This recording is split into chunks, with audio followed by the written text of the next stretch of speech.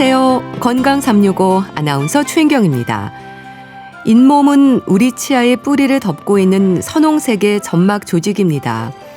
잇몸이 들뜬다, 내려앉았다, 잇몸이 길어졌다, 색이 변했다. 잇몸에 대한 변화들을 경험할 때 흔히 하는 말인데요. 어떤 상태인 걸까요?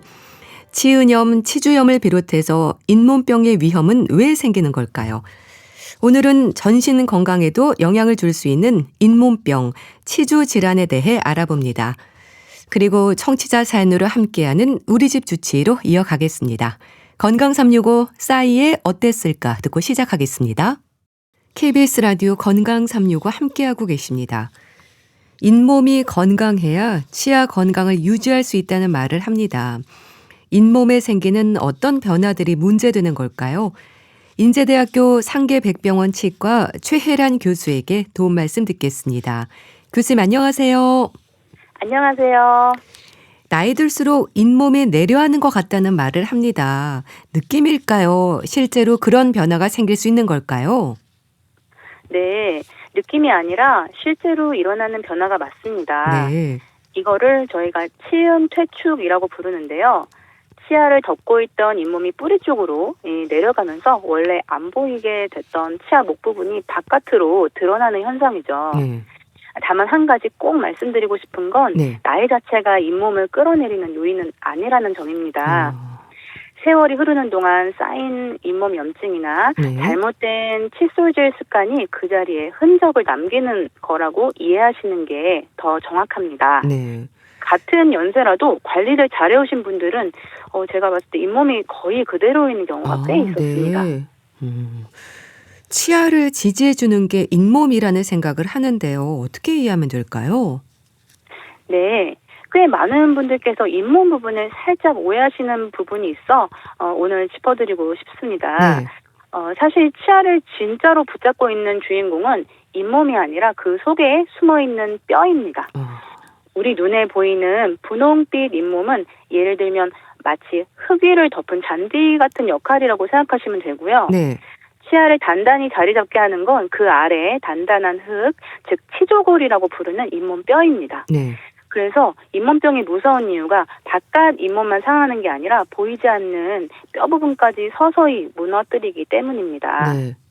이가 없으면 잇몸으로 산다는 말이 그래서 나온 걸까요? 근데 정말 잇몸만으로 살 수 있는 건 아니겠죠? 네. 이 말은 좀 안타깝게 들리실 수도 있는데 어떤 어려운 상황에서도 저희가 버텨야 한다는 의미로 많이 쓰는 표현이잖아요. 네. 하지만 실제로 잇몸만으로 식사를 하시는 거는 무척 힘든 일이에요. 그렇죠.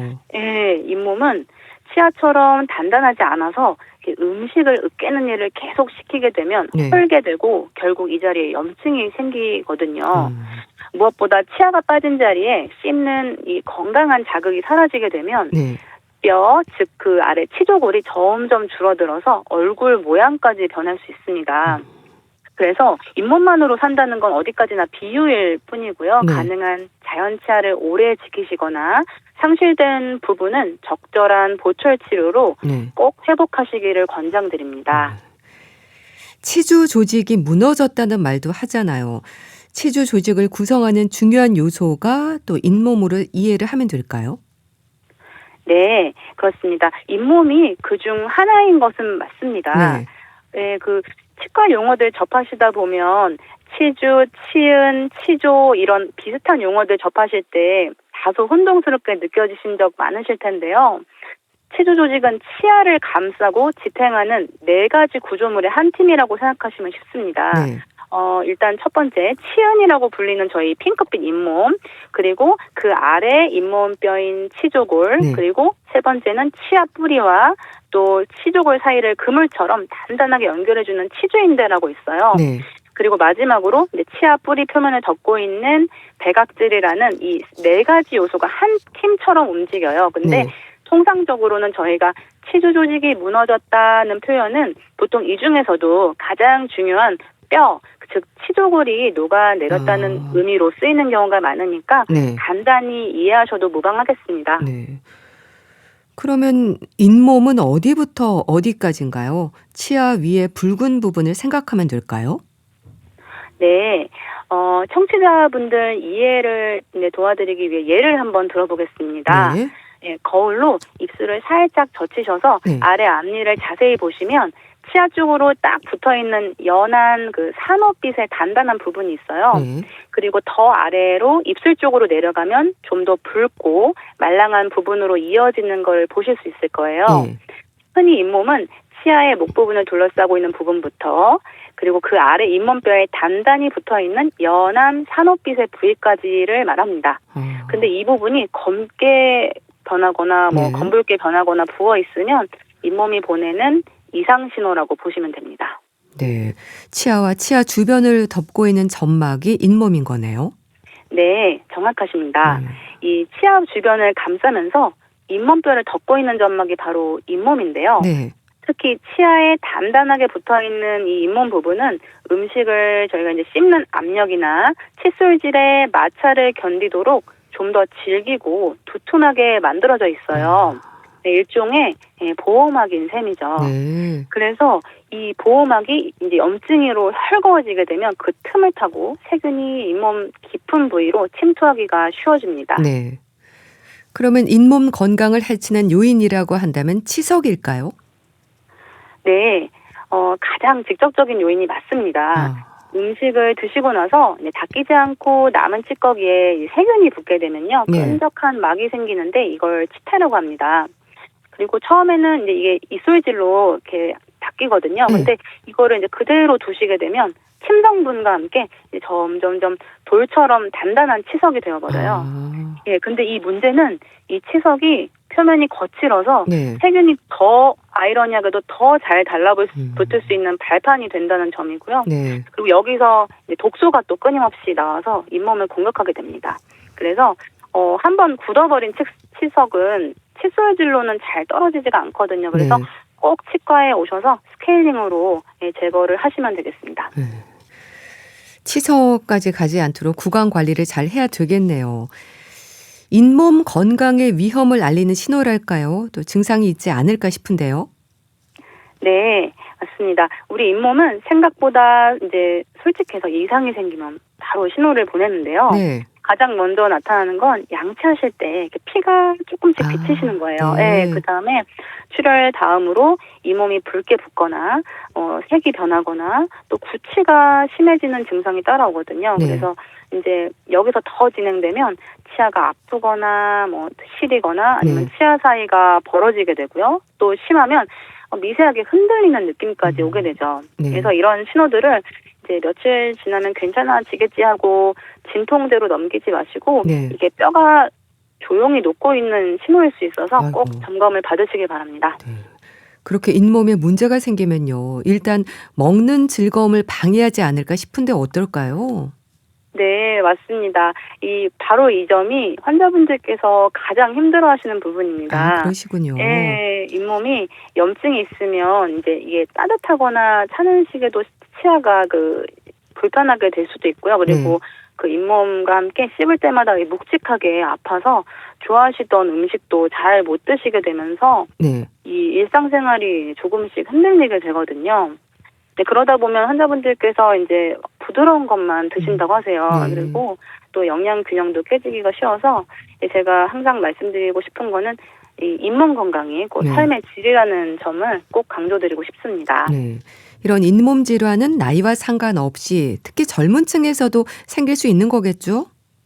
네, 맞습니다. 잇몸병을 이제 흔히들 저희가 어르신들의 질환으로만 생각하시는데 네. 사실 초기 단계인 치은염, 그러니까 잇몸 이제 겉부분에만 생기는 치은염은 젊은 분들에게도 아주 흔해요. 특히 학업이나 일로 바빠 양치가 소홀해지거나 네. 아니면 흡연을 하거나 또 아니면 스트레스로 면역력이 떨어진 20, 30대에서도 충분히 생길 수 있습니다. 네. 드물게는 이게 유전적인 영향으로 젊은 나이에 빠르게 진행되는 형태도 있어서 혹시 가족 중에 일찍 치아를 잃은 분이 계시다면 네. 더 신경 써서 관리해 주시는 게 좋습니다. 이런 잇몸 질환이 치아뿐 아니라 전신 건강으로도 영향을 주는 것으로 알고 있는데요. 그런가요?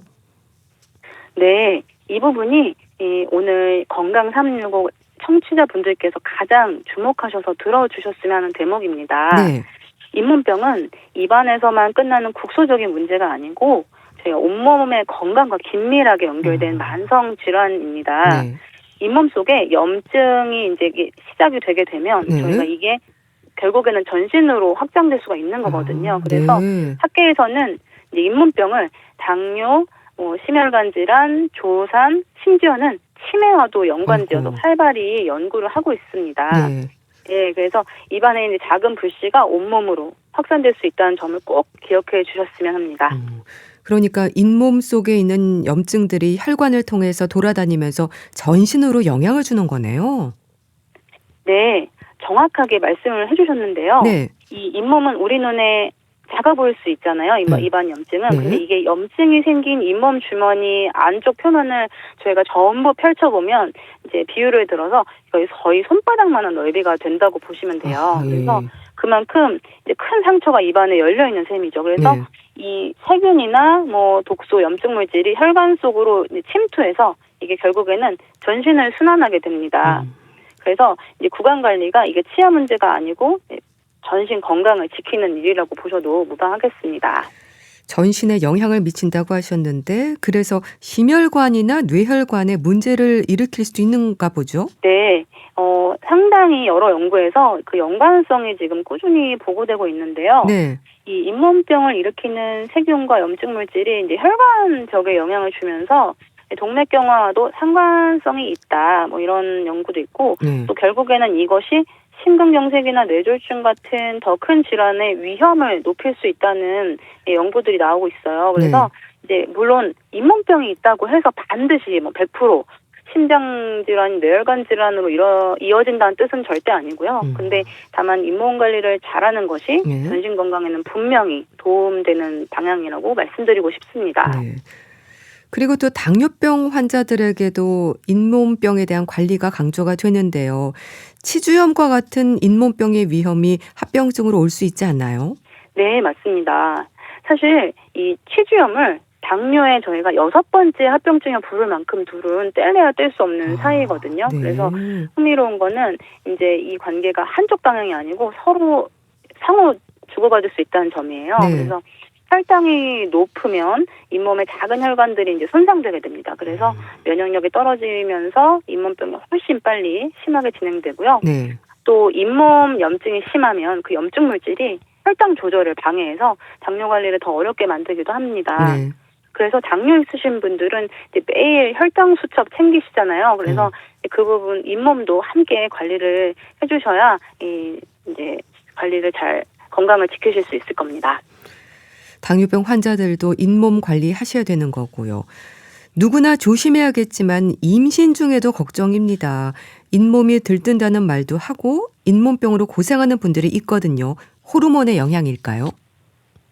네, 그렇습니다. 이 호르몬의 영향이 큽니다. 그렇군요. 임신을 하면요, 네. 이 여성 호르몬이 저희 이제 전신에서 크게 증가를 하는데 그 호르몬이 잇몸 혈관을 이제 이 조금 더 취약하게 만들어서 평소와 똑같은 그 세균의 양에도 훨씬 쉽게 붓고 피가 나게 돼요. 그래서 이거를 이제 임신성 치은염이라고 부르는데요. 네.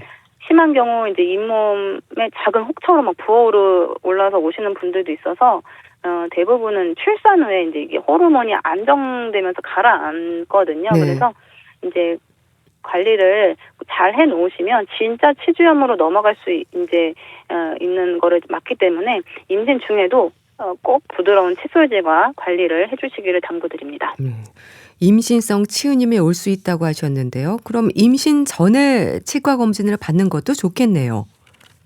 네, 아주 권해드리고 싶은 부분이에요. 네. 이 임신 중에는 저희가 약물이나 엑스레이 촬영 같은 것에 제약이 받습니다. 그래서 저희가 적극적인 치료가 부담스러워지거든요. 어쨌든 태아가 가장 최우선이지 그렇죠. 않습니까? 예, 그래서 가능하시다면 임신 계획하는 단계에서 미리 스케일링도 받으시고 충치나 잇몸 상태를 점검해 두시는 게 가장 좋습니다. 그리고 만약에 불가피하게 임신 중에 치료가 꼭 필요하다면 몸이 이제 저희가 비교적 안정되는 임신 중기에 이렇게 받으시는 것이 안전합니다. 잇몸 건강의 위험도 초기에 발견해서 치료를 시작하는 게 좋을 텐데요. 위험 신호 있을까요? 네. 잇몸은 저희가 이제 무너지기 전에 반드시 신호를 보낸다고 제가 말씀을 드렸는데요. 네. 가장 이제 먼저 떠올리셔야 할 게 이제 세 가지가 피, 붓기, 냄새입니다. 그래서 양치하실 때 출혈이 난다던가 네. 아니면 잇몸이 붉게 부어오른다던가 구취가 점점 심해진다면 이거를 저희가 이제 첫 번째 SOS라고 생각하셔야 되고요. 네. 이제 여기서 더 진행되면 치아가 사이가 점점 벌어진다던가 씹을 때 통증이 따라온다던가 하시면 네. 이거를 꼭 치과 오셔서 엑스레이를 찍어보시고 또 진단을 받으시기 바랍니다. 잇몸이 붓고 피가 나고 또 냄새가 나기도 하고 이런 건 흔한 증상이고 일시적일 수도 있을 것 같은데요. 잇몸색이 변하기도 할까요? 아, 네. 이게 이제 한두 번 저희가 칫솔에 잘못 긁혔거나 일시적인 경우로 상처가 난다면 이거는 금방 이제 돌아오지 않습니까? 근데 예. 이게 계속 반복되면은 또 이거는 잇몸에 좋지는 않을 수 있어요. 그래서 실제로 건강한 잇몸은 저희가 살짝 닦는다고 피가 나지는 않거든요. 그래서 이제 여기서 꼭 그 출혈과 그리고 색깔, 제가 말씀드린 색깔이 좋은 척도가 돼요. 그래서 이제 건강한 잇몸은 이제 저희가 코랄 핑크라고 하는데요. 이 코랄 핑크라는 단어를 꼭 기억해 주셨으면 합니다. 연한 산호빛에 단단하고 탄력이 있는 잇몸이 가장 건강한 신호고요. 염증이 생기면 점점 색이 변합니다. 그래서 검붉게 되거나 물컹하게 부어오른다면 이거는 염증이 진행되고 있다는 신호라고 보셔야 합니다. 또 치아 사이가 넓어지는 것 같은 느낌도 들던데요. 왜 생기는 걸까요? 아, 네. 이거는 저희가 이제 자연스러운 시간에 따른 잇몸의 변화일 수도 있지만 잇몸병이 또 꽤 진행됐을 때 나타나는 신호예요. 그래서 이 치아 사이를 채우고 있던 잇몸과 그 아래 뼈가 이제 이게 염증으로 점점 녹아내리거든요. 네. 그러면 그 사이에 삼각형 모양의 틈이 점점 커집니다. 네. 그래서 예전에 안 끼던 음식물이 자꾸 끼고 사이가 벌어져 보이는 겁니다. 그래서 이게 좀 거울을 보셨는데 평소보다 좀 치아 사이가 넓어 보인다거나 좀 약간 치아가 목 부분이 좀 가늘어 보인다던가 느낌이 드시면 잇몸병이 상당히 진행됐을 수 있으니 꼭 치과에 오셨으면 합니다. 잇몸병을 예방하는 게 중요할 것 같은데요. 치석 관리나 또 올바른 양치 습관이 참 중요하겠어요. 네, 맞습니다. 이 치석 관리나 양치 습관은 이게 가장 기본이면서도 가장 강력한 예방법이에요. 네. 그래서 잇몸병의 시작은 어쨌든 저희가 세균 덩어리가 만든 치태이기 때문에 이 치태를 매일 부지런히 걷어내는 것만으로도 절반 이상은 막을 수가 있습니다. 다만 칫솔질만으로는 저희 치아 사이사이 그 옆면 옆 측면은 닦을 수가 없거든요. 그래서 이게 이제 60%밖에 제거되지 못한다는 게 있어요. 그래서 이때는 치간 칫솔이나 치실을 꼭 함께 쓰셔야 합니다. 그리고 아무리 잘 닦아도 저희가 서서히 이런 치태가 치석으로 변하기 때문에 이 부분은 칫솔로 잘 떨어지지 않으니 1년에 한 번 저희가 국가에서 스케일링이 보험이 되는 그런 혜택도 있으니까 정기적으로 꼭 스케일링을 받으셔서 묵은 치석을 정리해 주시는 것이 잇몸뼈를 지키는 열쇠라고 하겠습니다. 또 잇몸병이 치은염과 치주염으로 구분된다고 하셨는데요. 아무래도 치은염 단계에서 치료를 하는 게 초기 치료라고 할 수 있겠네요. 네, 바로 그 치은염 단계가 저희가 놓치지 말아야 될 황금 같은 시기예요. 그래서 이때는 아직은 뼈가 괜찮거든요. 그래서 이제 치은에만 문제가 생기는 거기 때문에 스케일링으로 치석 제거하고 올바른 양치 습관 교정해 주시는 것만으로도 다시 잇몸이 건강한 코랄 핑크색으로 돌아옵니다. 그래서 이제 이때는 비용이나 시간도 거의 들지 않고요. 근데 이 시기를 놓쳐버리시면은 뼈가 녹는 치주염으로 넘어가게 돼요. 그래서 그때부터는 잇몸을 열고 들어가는 수술까지 이게 필요해지면서 치료가 몇 배로 복잡해집니다. 그래서 잇몸에서 피날 때 저희가 이제 치은염 단계가 가장 치료하기 좋은 시기라는 점을 꼭 말씀드리고 싶습니다. 네, 잘 들었습니다. 오늘은 잇몸병, 치주 질환에 대해 살펴봤는데요. 인제대학교 상계백병원 치과 최혜란 교수였습니다. 감사합니다. 감사합니다. KBS 라디오 건강365 함께하고 계신데요. 10cm의 네가 참 좋아 듣고 다시 오겠습니다. KBS 라디오 건강365 함께하고 계십니다. 청취자 사연으로 알아보는 건강에 대한 궁금증, 순천향대 서울병원 가정의학과 조현 교수에게 도움 말씀 듣겠습니다. 교수님 안녕하세요. 네, 안녕하세요. 청취자 사연, 오늘은 60대 남성이 주신 질문부터 들어보시죠. 지금 나이가 있어 그런지 건강검진 받으면 뭐 고지혈증 약 먹으라고 뭐 병원으로도 하고 그게 좀 걱정이 되더라고요. 이제 나이가 있으니까 60인 중반이 넘었으니까 나이가 갈수록 이제 지방이 쌓이니까 이제 옛날에는 덜 했는데 이제 배가 좀 나오고 이게 그렇더라고요. 그러니까 기름진 거나 그런 걸 먹지 말는데 계속 맛있는 거 뭐 기름 튀긴 거 닭강정이나 뭐 그런 걸 먹게 되더라고요. 나는 고지혈증 한 2, 3년 먹었어요. 갖고 지방을 내려갔어요. 피 빼고 매 해봤는데 정상이라고 갖고 그래 갖고 지금까지 2, 3년 동안 지금 안 먹고 있거든 고지혈증. 그래서 그게 겁나고 나 지금 안 먹고 있는데 그걸 평생 먹어야 된대요. 근데 죽을 때까지 먹어야 할지 궁금합니다. 네.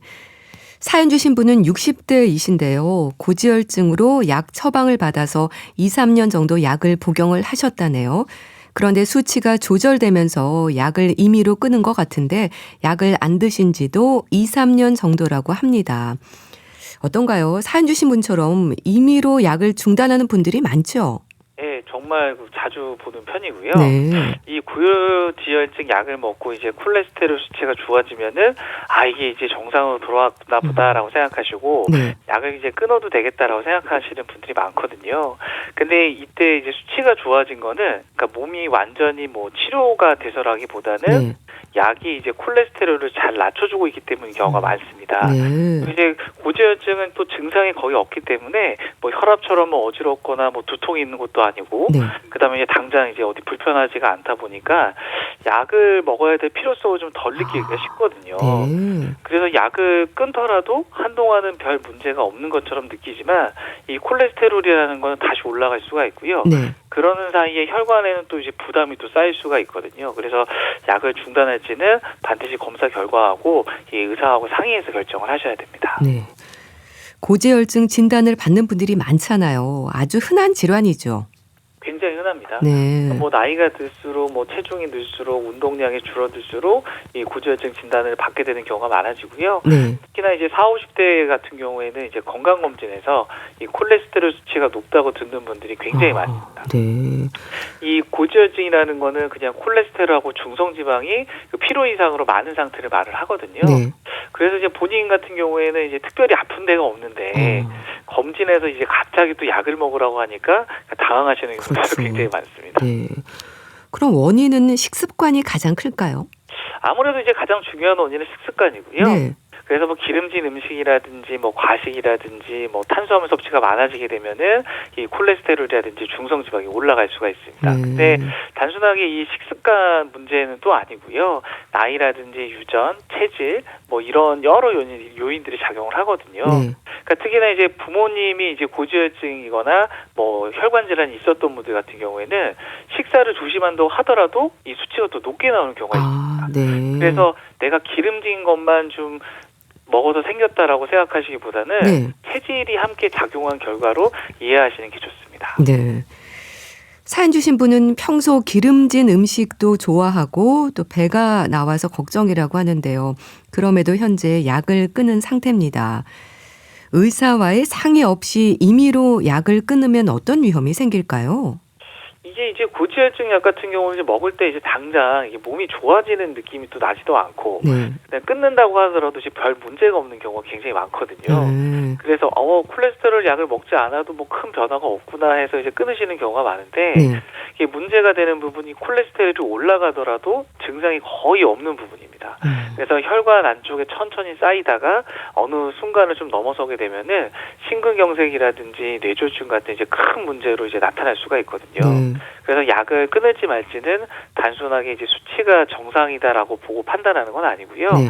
나이라든지 혈압이라든지 당뇨, 그다음에 이제 가족력, 그다음에 이제 심혈관 질환 위험도까지 이제 함께 보고 결정을 하는 겁니다. 그래서 임의로 중단하기보다는 의사하고 상의를 하는 게 가장 안전할 것 같습니다. 네. 그러니까 고지혈증 진단을 받고 약을 먹기 시작하면 콜레스테롤 수치가 낮아지잖아요. 그건 약의 효과라는 건데 그런데 그 생각들은 잘 안 하시는 것 같아요. 예, 맞습니다. 이제 약을 먹고 이제 정상으로 수치가 내려오면은 네. 그건 이제 약이 잘 듣고 있다는 뜻이거든요. 근데 이제 대부분 많은 분들이 이거를 이제 병이 나았다고 생각하시는 경우가 많습니다. 네. 그래서 물론 뭐 생활 습관을 잘 바꾸시고 체중도 줄이시고 하는 경우에 수치가 좋아지는 경우도 있지만 약을 이제 복용 중이었다라고 하면은 약의 효과가 가장 큰 역할을 하는 경우가 많습니다. 네. 그러니까 고지혈증 약이라는 거는 콜레스테롤을 낮춰가지고 혈관에 쌓이는 부담을 줄여주는 약이기 때문에 그러니까 수치가 좋아졌다는 거는 약을 끊어도 된다는 신호라기보다는 네. 치료가 잘 되고 잘 맞는다라는 신호로 보셔야 될 것 같습니다. 네. 약은 평생 먹어야 한다는 말을 듣긴 했다고 하는데요. 그런데 약 복용에 부담을 느끼는 분들이 좀 많습니다. 이유가 뭘까요? 또 부작용의 위험이 있나요? 그러니까 일단 많은 분들은 이걸 평생 먹어야 된다는 말에 부담을 가장 먼저 느끼시고요. 그러시죠. 그리고 약을 오래 먹으면 간이나 콩팥이 나빠지는 건 아닌지, 네. 그다음에 이제 알려져 있는 뭐 근육통이라든지 이런 게 생기지 않는지 걱정하는 경우가 많습니다.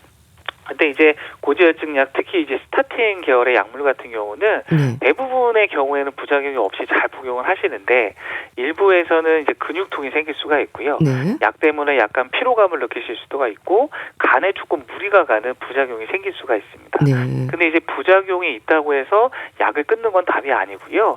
용량을 조절한다든지 다른 약으로 바꾸는 또 방법이 있거든요. 네. 그래서 중요한 거는 약이 뭐 위험하다든지 부작용을 보는 게 아니라 약을 끊으셨을 때 올라가게 되는 심근경색이라든지 뇌졸중과 같은 혈관 질환의 위험도 같이 보셔야 됩니다. 네. 콜레스테롤이나 중성 지방이 필요 이상으로 많이 이제 생기는 상태라고 하셨는데요. 그럼 이런 고지혈증이 있을 때 고지혈증 자체도 문제지만 고지혈증으로 인한 건강상의 위험이라고 한다면 어떤 게 있을까요? 그러니까 가장 관리를 해야 되고 좀 우리가 걱정을 해야 되는 부분은 이 혈관이 망가지는 변화가 생기기 때문입니다. 네. 그러니까 우리가 나쁜 콜레스테롤이라고 부르는 LDL 콜레스테롤이 높은 경우에는 혈관벽에 서서히 쌓이게 되고요. 네. 시간이 지나면서 혈관이 좁아지거나 딱딱해질 수가 있습니다.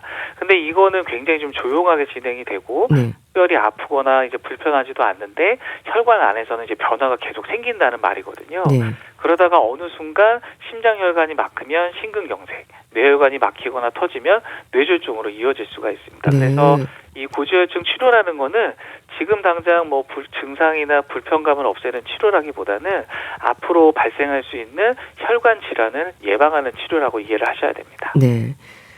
또 노년기에 고지혈증에 갖는 위험은 나이가 주는 또 다른 의미도 있을 텐데요. 이분처럼 임의로 약을 끊었다가 다시 드실 때는 보관 중인 약을 다시 복용하면 되는 건가요? 아니면 다시 검사하고 의사와 상담을 해야 될까요?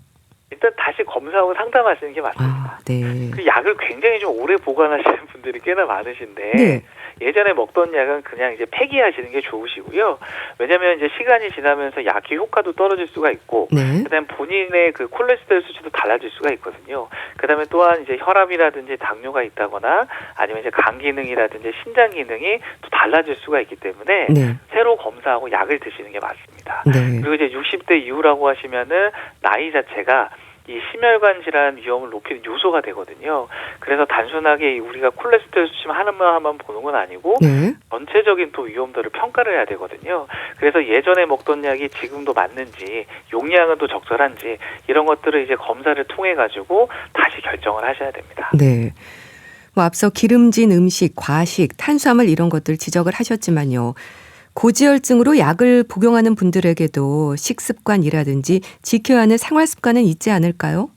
그러니까 약이라는 거는 이제 콜레스테롤을 낮춰주는 굉장히 중요한 역할을 하는데 네. 이 생활 습관이 계속 나쁘다라고 하면은 약의 효과가 충분히 발휘되기가 어렵고요. 네. 그다음에 이제 고혈압이라든지 당뇨와 같은 다른 질환도 함께 생길 수가 있습니다. 아, 그래서 이제 기름진 음식이라든지 가공식품이라든지 뭐 튀긴 음식은 조금 줄이시는 게 좋으시고요. 네. 뭐 생선이라든지 채소, 견과류 같은 혈관 건강에 좀 도움이 되는 식사를 좀 늘리시는 게 좋습니다. 그리고 술은 조금 줄이시고 운동은 뭐 거창하게 하실 건 아니지만 뭐 걷기처럼 꾸준히 할 수 있는 운동을 한 일주일에 3회 정도 실천하는 게 굉장히 좋으십니다. 그래서 네. 결국에는 약하고 생활 습관이 함께 가는 그런 치료 방법이라고 생각하시는 게 좋을 것 같습니다. 네, 알겠습니다. 이제 다음 사연도 들어보시죠. 50대 여성이 주셨는데요. 제가 읽어드리겠습니다.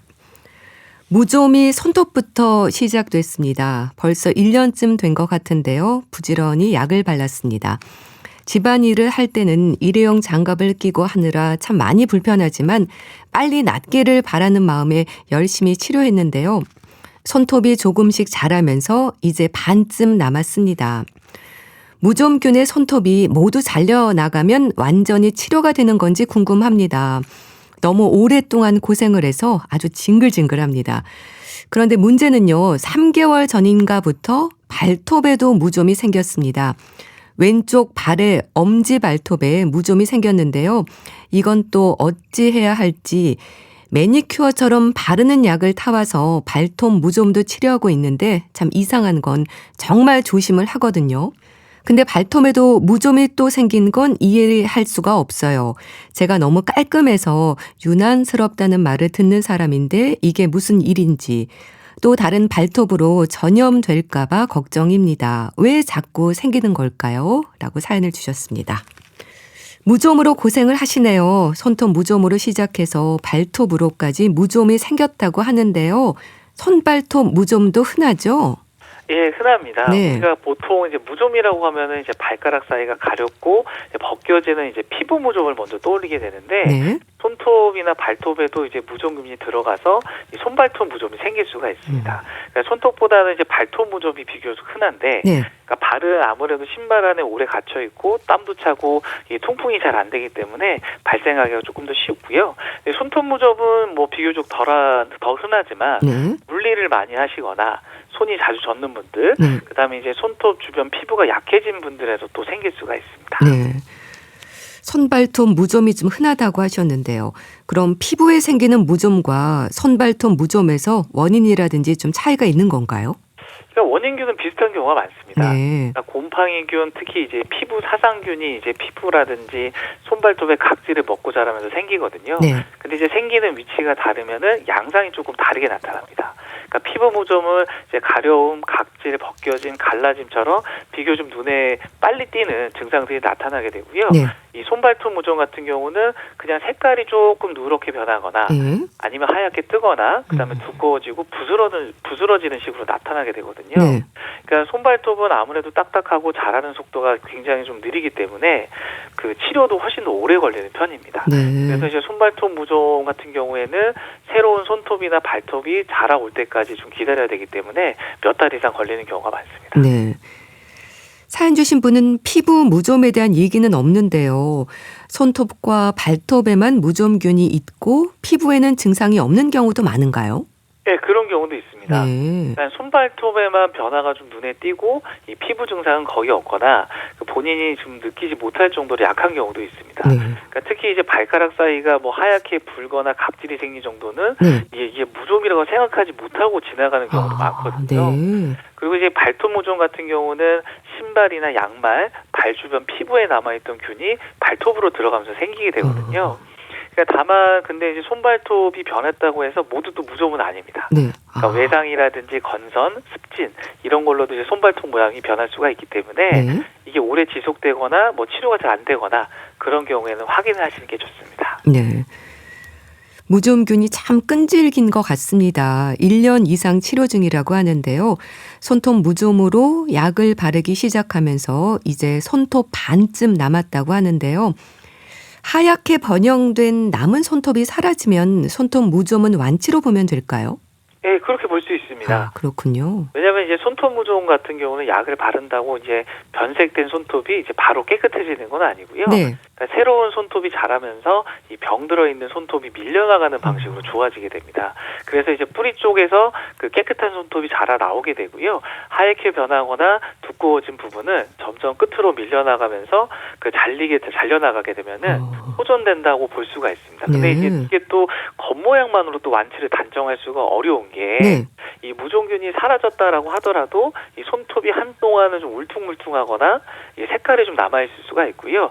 반대로 이제 겉으로 조금 좋아 보여도 균이 또 남아있는 경우가 있습니다. 네. 그래서 이런 경우는 우리가 깨끗한 손톱이 계속 자라는지 네. 이 변형 부위가 새로 생기지 않는지 이런 것들도 볼 필요가 있습니다. 네.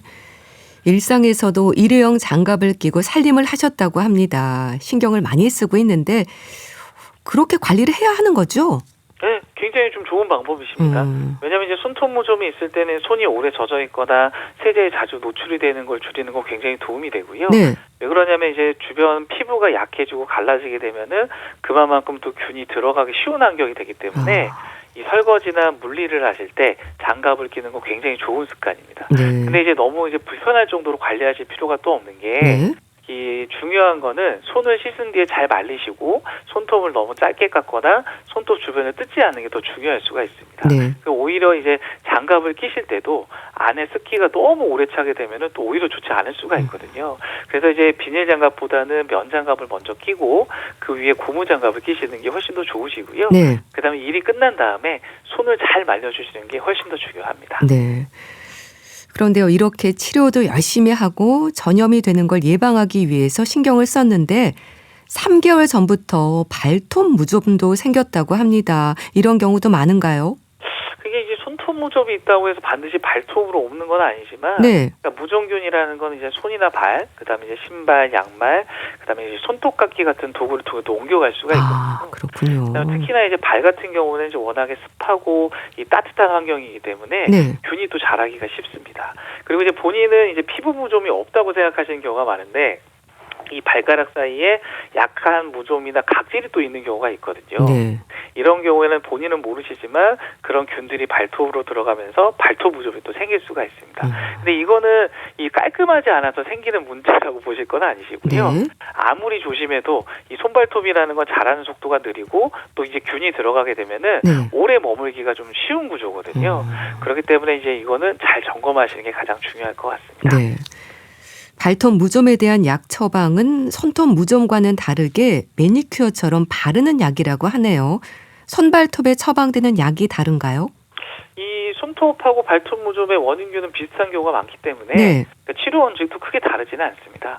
근데 이제 다만 어느 손발톱에 생겼는지, 몇 개가 침범됐는지, 얼마나 깊이 들어가는지에 따라 약 선택이 조금 달라지게 되고요. 네. 그 매니큐어처럼 바르는 약은 이 표면에 항진균제를 꾸준히 바르는 방식입니다. 그래서 비교적 척이거나 이 침범 부위가 넓지 않을 때 사용해 볼 수가 있습니다. 근데 네.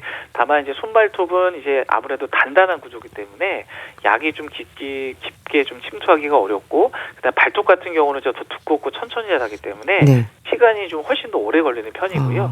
그래서 이런 경우에는 이제 먹는 약을 함께 고려하는 경우도 많습니다. 네.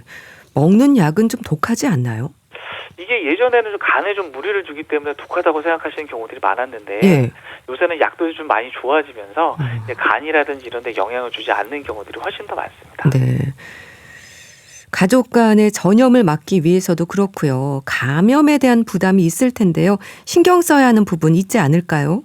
사실 뭐 손발톱이 무좀이 있다고 해가지고 뭐 가족과 일상생활을 완전히 분리해야 해야 된다는 정도는 아니시고요. 네. 그다음에 이제 그 따뜻하고 습한 환경을 좀 줄여주는 게 굉장히 중요하시거든요. 그래서 발을 씻고 난 다음에 발가락 사이까지 잘 말려주셔야 되고요. 네. 양말 같은 경우는 매일 갈아 신으시고, 그다음에 땀이 많이 난 경우에는 중간에 한 번 더 갈아 신는 게 좋습니다. 네. 그리고 신발 같은 경우는 이제 매일 같은 것만 신기보다는 이제 번갈아 신으시면서 이게 충분히 말려주시는 것 도움이 될 수가 있거든요. 네. 그다음에 이제 집안에서는 이제 맨발로 다니시기보다는 이제 슬리퍼를 신는 게 조금 더 좋으실 것 같습니다. 그리고 수건이라든지 손톱깎이 뭐 이런 거는 이제 따로 개인 용품으로 이제 사용하는 게 좋으시고요. 네. 그다음에 이제 손발톱을 깎은 도구는 깨끗하게 또 관리를 또 하셔야 됩니다.